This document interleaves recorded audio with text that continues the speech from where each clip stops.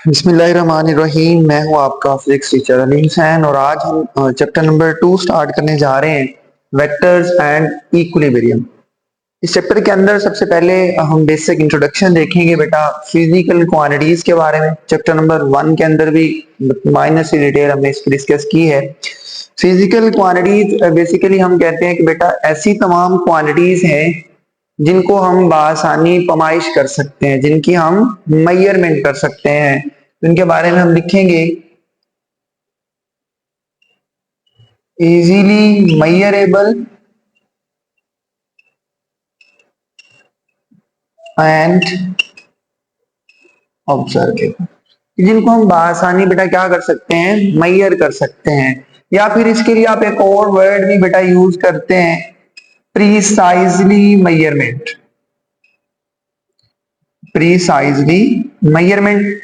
तीसरा और सबसे इंपॉर्टेंट पॉइंट कि जो फिजिकल क्वांटिटीज है वो यूटिलाइज की जाती हैं किसी भी फिजिक्स के लॉ प्रिंसिपल को एक्सप्लेन करने के लिए। तो वहां पर भी हम किसका यूज करते हैं, फिजिकल क्वांटिटीज का। Physics laws principles are expressed. For example बेटा न्यूटन सेकंड लॉ है, F is equal to ma। ये हमारे पास न्यूटन सेकंड लॉ की स्टेटमेंट है। इसके अंदर भी जो क्वांटिटीज यूटिलाइज हुई है वो कौन सी है, फिजिकल क्वांटिटीज है, फोर्स है, मास है, एक्सेलरेशन है। इनको हम बेटा क्या कर सकते हैं, इजीली मेजर कर सकते हैं। तो इसका मतलब क्या हुआ कि हमारे पास एग्जांपल में बेटा आ गई लेंथ, जिसको हम मेजर कर सकते हैं। मास, इसको भी मेरा बेटा हम मेजर कर सकते हैं। टाइम, इसको भी मेजर कर सकते हैं। उसके अलावा फोर्स, वेलोसिटी, ये सारी बेटा तमाम की तमाम किस कौन सी क्वांटिटीज हैं, फिजिकल, जिनको हम आसानी ऑब्जर्व एंड पैमाइश कर सकते हैं। अब किसी भी फिजिकल क्वांटिटीज के अंदर बेटा दो कैरेक्टरिस्टिक्स होती हैं, दो चीजें उसमें होना जरूरी है। एक चीज फॉर्मूला मैंने लिखा है, Q is equal to N U. अब इसमें जो Q है ये बेटा रिप्रेजेंट करता है क्वांटिटी, कि जो भी फिजिकल क्वांटिटी होगी उसके अंदर दो चीजें लाजमन मौजूद होंगी। नंबर 1 नंबर्स या फिर न्यूमेरिक वैल्यू। नंबर्स या जिसे बेटा क्या बोलते हैं, न्यूमेरिक वैल्यू। नंबर 2 ये आपके पास बेटा क्या आएंगे, यूनिट्स आएंगे। तो जो भी क्वांटिटी आप लिखेंगे उस क्वांटिटी में कौन कौन सी चीजें आएंगी, number plus units. For example बेटा मैं लिखता हूं यहां पर लेंथ, इन दो पॉइंट्स के दरमियान, और मैं ये वैल्यू कह देता हूं कि ये लेंथ है 5 मीटर। अब इसमें देखें 5 नंबर है, मीटर उसका यूनिट है। एक बॉडी है मेरे पास और इस बॉडी का मास हम कंसीडर कर लेते हैं बेटा कि वो 50 किलोग्राम है। अब बेटा 50 ये नंबर है, न्यूमेरिक वैल्यू है। किलोग्राम ये क्या आएगा, यूनिट। तो बेटा जो भी फिजिकल क्वांटिटी आएगी वो आपके पास आपको नंबर देगी प्लस क्या देगी, सूटेबल यूनिट देगी। मास है, टाइम मैं लिखता हूं बेटा यहां पर 50 सेकेंड। इसमें भी देखें दोनों चीजें हैं, 50 is a number, numeric value, second बेटा क्या आएंगे इसके, यूनिट। तो ये बेसिक फीचर है किसी फिजिकल क्वांटिटी के, फिजिकल के, कि भाई आपके पास नंबर आएगा प्लस बेटा क्या आएगा उसका सिस्टम इंटरनेशनल जो है वो यूनिट्स आएंगे। अब सारी की सारी ऐसी नहीं है जो मेजर हो सके, कुछ चीजें ऐसी हैं जिनको हम मेजर नहीं कर सकते। फॉर एग्जांपल बेटा मैं कहता हूं कि मैं किसी बंदे के लिए अपने दिल में कितना प्यार रखता हूं, कितनी नफरत रखता हूं, ये आप कभी भी मेजर नहीं कर सकते। मैं कभी ये कह सकता हूं कि भाई मेरे दिल में फला बंदे के लिए 5 किलोग्राम मोहब्बत है, 5 किलोग्राम नफरत है, ऐसा नहीं है। तो इन फिर क्वांटिटीज को हम क्या बोलते हैं, non physical quantities, not measurable, not physically measurable, जिनको हम मेरा बेटा मेजर ना कर सकते हो। फॉर एग्जांपल इसमें कौन कौन सी चीजें आ जाएंगी बेटा, किसी के लिए लव, हेट, अग्रेशंस, कि किसी के लिए आपके दिल में कितना गुस्सा है, प्यार है, ये सारी फीलिंग्स जिसे हम कहते हैं, ये फीलिंग्स के जुमरे में आ जाएगा कि इनकी भी आप बेटा पैमाइश नहीं कर सकते, मेजर नहीं कर सकते, तो फिर इन क्वांटिटीज को हम क्या बोलते हैं? नॉन फिजिकल क्वांटिटीज बोलते हैं। चलते हैं बेटा नेक्स्ट पार्ट की तरफ कि फिजिकल क्वांटिटीज की कितनी टाइप्स हैं। चैप्टर नंबर 1 के अंदर हमने फिजिकल क्वांटिटी को बेटा कैटेगराइज किया on the basis of measurement. तो मेजरमेंट की बेस पे बेटा इसकी दो टाइप्स हैं, number 1 base quantities, number 2 drive quantities. ये हम बड़ी डिटेल में चैप्टर नंबर 1 में बेटा डिस्कस कर चुके हैं कि बेस और ड्राइव क्वांटिटीज कौन सी होती हैं। इसी तरह on the basis of orientation, orientation की बेस पे बेटा इसकी मजीद दो टाइप्स हैं, एक को हम बोलते हैं स्केलर और दूसरी क्वांटिटीज बेटा कौन सी है? वेक्टर्स है। इनको डिटेल में डिस्कस करेंगे कि स्केलर क्वांटिटीज कौन सी है, वेक्टर्स कौन सी है, या फिर इन दोनों में क्या फर्क है। स्केलर्स की बेटा बात करते हैं तो हम कहते हैं कि ये ऐसी तमाम क्वांटिटीज हैं जिनको डिस्क्राइब करने के लिए हमें सिर्फ मिकदार, मैग्नीट्यूड प्लस यूनिट, ये दो चीजें रिक्वायर्ड हो। तो कोई भी क्वांटिटी अगर इन दो चीजों से डिस्क्राइब की जा रही है तो वो क्वांटिटी बेटा क्या होगी? स्केलर होगी। तो इसके लिए फिर मैं लिखता हूं फिजिकल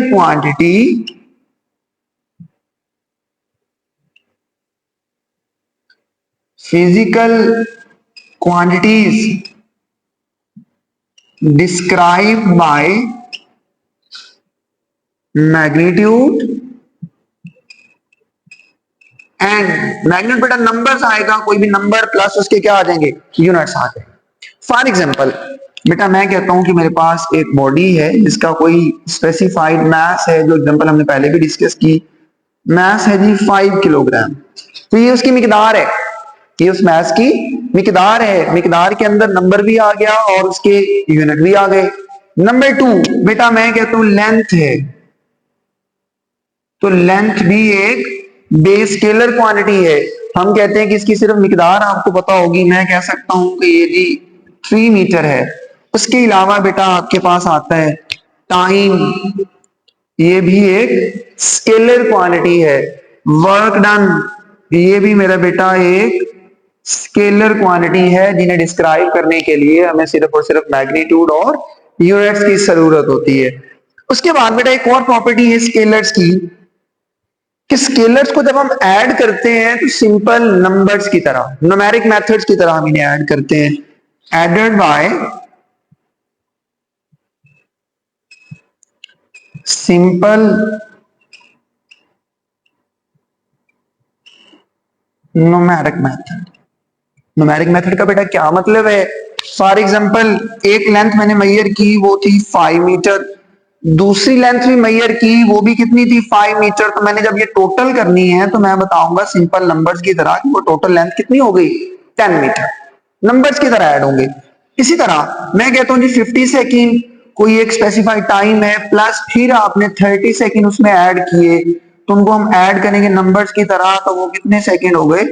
80 सेकेंड। तो इसी तरह डिवीजन, मल्टीप्लिकेशन, ये सारी आम न्यूमेरिक मेथड रूल्स हमारे पास मौजूद हैं, उन रूल्स के थ्रू आप इसको ऐड करते हैं। मल्टीप्लाई, डिवाइड या कोई भी प्रोसीजर जो आपके पास है वो एज अ नंबर ही यूज होगा। किसके अंदर?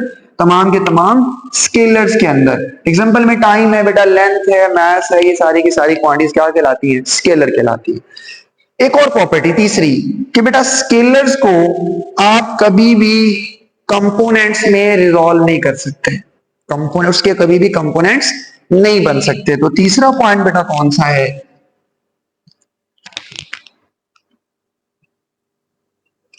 Scalars cannot resolve into their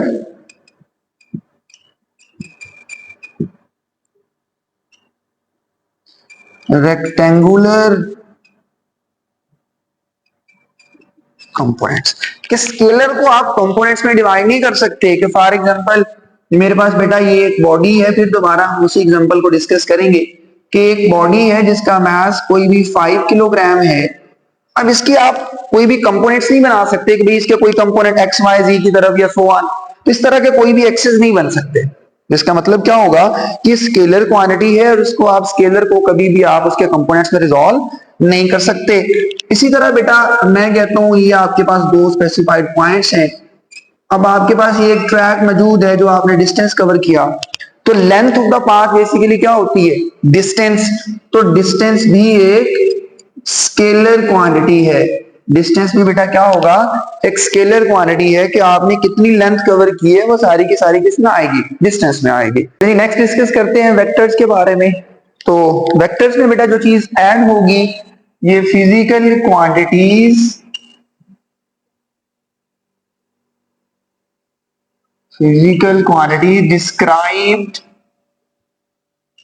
by magnitude बेटा आएगी, यूनिट्स आएंगे, एंड डायरेक्शन आएगी। तो जो चीज ऐड हो रही है बेटा, इसमें जो फर्क है दोनों में बेसिकली इस चीज का है डायरेक्शन का। अब बेटा बाद बुक्स के अंदर आपको ये भी मिल रहा है कि मैग्नीट्यूड और यूनिट्स, यूनिट्स नंबर मिलके मैग्नीट्यूड्स बनाते हैं। तो सिर्फ हम मैग्नीट्यूड वर्ड यूटिलाइज करते हैं कि quantities which are described by magnitude and direction. इसी तरह यहां पर हम बताते हैं कि quantities which are described only by the magnitude. तो यहां पर भी हम मैग्नीट्यूड को किस वे में देखते हैं कि एक नंबर प्लस सूटेबल यूनिट। कि अगर मैं लेंथ की बात कर रहा हूं तो लेंथ बेटा कितनी, 5 मीटर। तो 5 नंबर आ गया, मीटर उसके यूनिट आ गया, तो दोनों मिलके मिकदार बना रहे हैं। तो यहां पर क्या है, मैग्नीट्यूड सिर्फ मिकदार, 5 एक मिकदार है। मीटर जब मैं बोलूंगा तो मुझे पता चलेगा कि वो लेंथ है, यूनिट आएगा। फिर आप उसकी डायरेक्शन बताएंगे, जब डायरेक्शन साथ आएगी तो वो क्वांटिटी बेटा क्या कहलाएगी, वेक्टर कहलाएगी। फॉर एग्जाम्पल बेटा हमारे पास एक बॉडी है,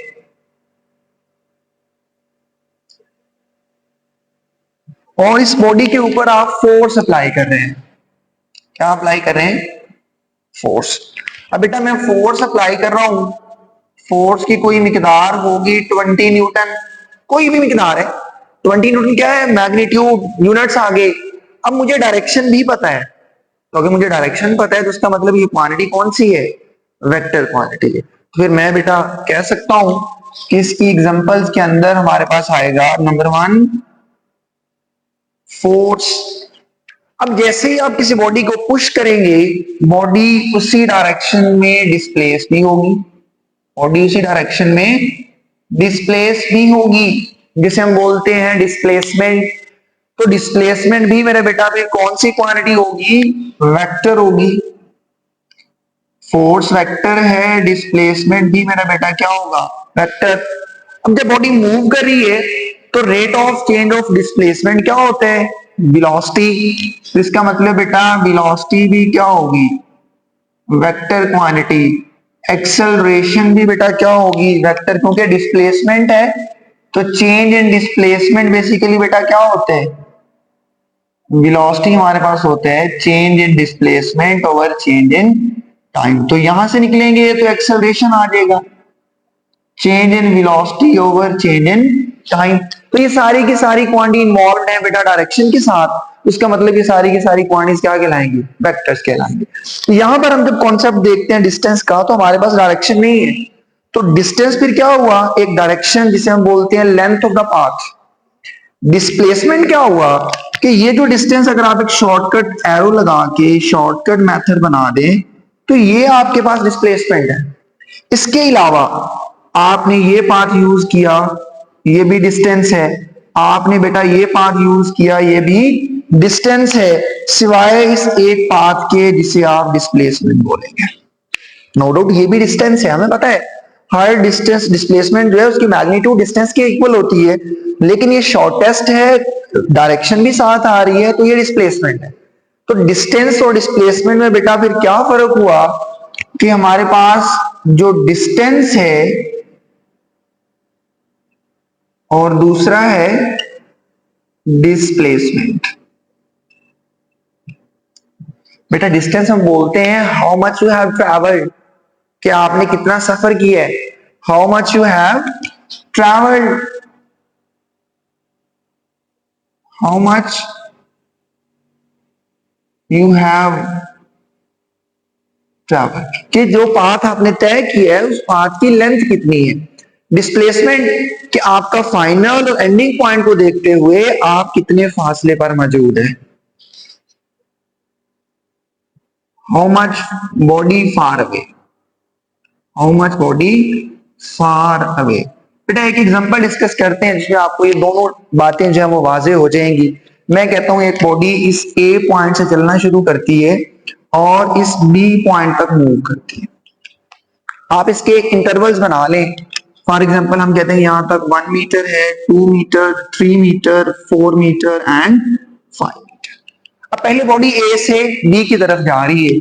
जैसे ही बॉडी इस तरफ आएगी, इस पॉइंट के ऊपर डिस्टेंस और डिस्प्लेसमेंट, डिस्टेंस भी 1 मीटर है, डिस्प्लेसमेंट भी 1 मीटर।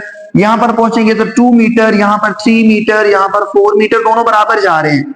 यहां पर भी पहुंचेंगे तो डिस्टेंस 5 मीटर, डिस्प्लेसमेंट भी कितना होगा 5 मीटर, क्योंकि एक ही डायरेक्शन में जा रहे हैं। अब यहां से हम यू टर्न लेते हैं कि जी बॉडी यहां तक पहुंचने के बाद यू टर्न ले चुकी है और बॉडी यहां तक पहुंच गई। अब देखिए डिस्टेंस क्या है, length of the path, how much you have travel, आपने कितना ट्रैवल किया, यहां से यहां तक 5 मीटर, 1 मीटर आप वापस भी आए, तो डिस्टेंस कितना आपने ट्रैवल कर लिया 6 मीटर। डिस्प्लेसमेंट क्या है, how much body far away from the initial point, इस पॉइंट से बॉडी कितना दूर है, 1 2 3 एंड 4। हमारा कंसर्न नहीं है कि आप कहां से घूम के आए हैं, हमारा कंसर्न क्या है कि बॉडी कितनी दूर है। तो यहां से डिस्प्लेसमेंट बेटा फिर कितना आ गया 4 मीटर। यहां से हम मजीद मूव करके यहां पहुंचे, इस पॉइंट पे डिस्टेंस की वैल्यू जो आएगी बेटा वो 5 6 7 और 8 मीटर, और डिस्प्लेसमेंट की जो वैल्यू आई वो बेटा कितनी है 2 मीटर। आई थिंक बेटा आपको ये बात क्लियर हो गई होगी। अगर हम एक बॉडी की बात करें जो एक सर्कल में मूव करती है, एक पूरे कंप्लीट सर्कल के अंदर एक बॉडी यहां से चलना शुरू करती है, यहीं वापस आ जाती है, तो यहां से बेटा डिस्टेंस कितना होगा और डिस्प्लेसमेंट कितना होगा। चलिए डिस्प्लेसमेंट की बात कर लें, तो जिस पॉइंट से हम चले वहीं वापस आ गए, तो इनिशियल और फाइनल पॉइंट 0 है, तो डिस्प्लेसमेंट की मैग्नीट्यूड बेटा कितनी आएगी 0 आएगी। लेकिन डिस्टेंस 0 नहीं होगा, कभी भी मूविंग बॉडी का डिस्टेंस 0 नहीं हो सकता। मूविंग बॉडी का जो डिस्प्लेसमेंट है पॉसिबल है कि बेटा वो 0। डिस्टेंस कितना होगा कि आपने एक सर्कल का सरकमफेरेंस तय किया है, तो सर्कल का सरकमफेरेंस बेटा कितना होता है 2 पाई r। तो इस तरह से बेटा फर्क है डिस्टेंस और डिस्प्लेसमेंट में। जब हम डिस्टेंस की बात करते हैं तो हम सिर्फ मिकदार को डील करते हैं कि आप कितना सफर करके आए हैं। डिस्प्लेसमेंट में हमारे पास डायरेक्शन भी आती है, फिर हमारा इनिशियल और फाइनल पॉइंट कंसीडर होते हैं। चलिए कि नेक्स्ट देखते हैं। पहला पॉइंट हमने डिस्कस कर लिया कि मैग्नीट्यूड, यूनिट और डायरेक्शन होते हैं। इसी के कंपैरेटिवली स्केलर तो बेटा ऐड होते थे नंबर से, तो वेक्टर्स फिर कैसे ऐड होते हैं। Vectors are added by head to tail rule, head to tail rule. तो बेटा वेक्टर्स को हम हेड टू टेल रूल से ऐड करते हैं। मैट्रिक में आपने ये पढ़ा हुआ है, नेक्स्ट वीडियो के अंदर इंशाल्लाह इसको भी डिटेल में डिस्कस करेंगे कि हेड टू टेल रूल क्या है, किस तरह से हम वेक्टर्स को ऐड कर सकते हैं। तीसरा पॉइंट कि स्केलर को तो हम उसके कंपोनेंट में रिजॉल्व नहीं कर सकते थे, लेकिन एक वेक्टर उसके कंपोनेंट में रिजॉल्व हो सकता है। Vectors can be resolved into the rectangular components, into the rectangular components। Vectors को आप बेटा उसके कंपोनेंट्स में रिजॉल्व कर सकते हैं। फॉर एग्जांपल बेटा 2D के अंदर एक वेक्टर मेरे पास मौजूद है, ये 2 डायमेंशनल मोशन है। इन लाइंस को हम बेटा क्या बोलते हैं रेफरेंस लाइंस। ये वाली रेफरेंस लाइन हॉरिजॉन्टल लाइन है, एक्स एक्सिस वर्टिकल लाइन है, वाई एक्सिस। यहां पर आपने एक वेक्टर ड्रा किया हुआ है, ये मेरे पास वेक्टर है, ठीक है। अब इस वेक्टर के कितने कंपोनेंट पॉसिबल हैं, हमने 2 एक्सिस के दरमियान इसे ड्रा किया, तो उसका मतलब कि एक वैल्यू बेटा इसकी एक्स एक्सिस पे होगी और एक ही वैल्यू इसकी वाई एक्सिस पे। अगर ये एक वेक्टर ए है तो ये वाला कंपोनेंट ए वाई होगा और ये वाला कंपोनेंट क्या होगा ए एक्स होगा। फॉर एग्जाम्पल मैं यहाँ पे वैल्यू लिखता हूं ना, अगर 3 और 4 तो 3 वैल्यू आपने x एक्सिस की तरफ आना है, 4 वैल्यू आपने y एक्सिस की तरफ आना है। इसका मतलब इस वेक्टर के अब कितने कंपोनेंट्स हैं? तो एक वेक्टर को फिर बेटा हम लिखते होते हैं axi प्लस ayj। ये नेक्स्ट हम बड़े डिटेल में ये सारी चीजें डिस्कस भी करेंगे कि एक वेक्टर को हमने दो हिस्सों में रिजॉल्व कर लिया है। तो बेटे 3 डिफरेंस हमने डिस्कस किए। नंबर 1 के स्केलर के अंदर सिर्फ मिकदार है, वेक्टर्स के अंदर मिकदार के साथ साथ डायरेक्शन भी आएगी। स्केलर को हम आम नंबर्स की तरह ऐड करेंगे, इसके अलावा कोई भी बेटा स्केलर क्वांटिटी को हमने ऐड करना है तो नंबर्स की तरह ही ऐड करेंगे। लेकिन वेक्टर्स के अंदर हमारे पास एक स्पेसिफाइड रूल है, head to tail rule. Next video के अंदर इंशाल्लाह इसको डिटेल में डिस्कस करेंगे। तीसरा, स्केलर्स के आप कंपोनेंट्स नहीं बना सकते जबकि वेक्टर्स के आप कंपोनेंट्स बनाते हैं। वेक्टर्स के लिए डायरेक्शन जरूरी है, लेकिन डायरेक्शन से ज्यादा इंपॉर्टेंट हमारे पास इस रूल का फॉलो होना है। फॉर एग्जाम्पल बेटा मेरे पास एक क्वांटिटी है करंट, इलेक्ट्रिक करंट। अब बेटा इलेक्ट्रिक करंट की बात करें तो इसकी मैग्नीट्यूड भी है और इसकी डायरेक्शन भी कहीं ना कहीं हम कहते हैं कि इसकी प्रॉपर डायरेक्शन भी है, लेकिन उसके बावजूद मेरा बेटा ये बात याद रखिए कि करंट वेक्टर नहीं है, करंट एक स्केलर क्वांटिटी है। उसकी रीजन क्या है कि करंट के पास मिकदार भी है, डायरेक्शन भी है, लेकिन it doesn't hold vector addition law, doesn't hold vector addition law. Vector addition law कौन सा है? हमारे पास है to tail rule. Head to tail rule से हम इन्हें ऐड नहीं करते। अगर दो साइड से करंट आ रहा है, फॉर एग्जाम्पल एक साइड से ये करंट आ रहा है और दूसरा आपने यहां से करंट ऐड किया, ये 6 एम्पियर है, ये 3 एम्पियर, तो बजाय वेक्टर एडिशन के हम डायरेक्ट बता देते हैं जी यहाँ पर 9 एम्पियर करंट आ रहा है। तो इसका मतलब हमने तो नंबर्स की तरह इन्हें ऐड किया। जब नंबर्स की तरह ऐड किया तो ये स्केलर होगा। अगर तो वेक्टर एडिशन लॉ अप्लाई होता जो कि इसमें वैलिड नहीं है तो फिर ये वेक्टर कहलाता, अदरवाइज ये क्वांटिटी बेटा क्या होगी? स्केलर होगी। ये बहुत दफा आपसे एमसीक्यू में पूछा जाता है। तो ये बेटा शॉर्ट सा इंट्रोडक्शन है फिजिकल क्वांटिटीज के बारे में, उसकी टाइप्स के बारे में हमने डिस्कस किया, स्केलर और वेक्टर्स के बारे में। तो आज तक के लिए मेरा बेटा इतना ही। मिलते हैं इंशाल्लाह नेक्स्ट वीडियो के अंदर। नेक्स्ट वीडियो हम ये डिस्कस करेंगे वेक्टर एडिशन लॉ और वेक्टर्स को किस तरह से रिप्रेजेंट किया जा सकता है। आज तक के लिए इतना ही। दुआ में याद रखिएगा। अल्लाह हाफिज।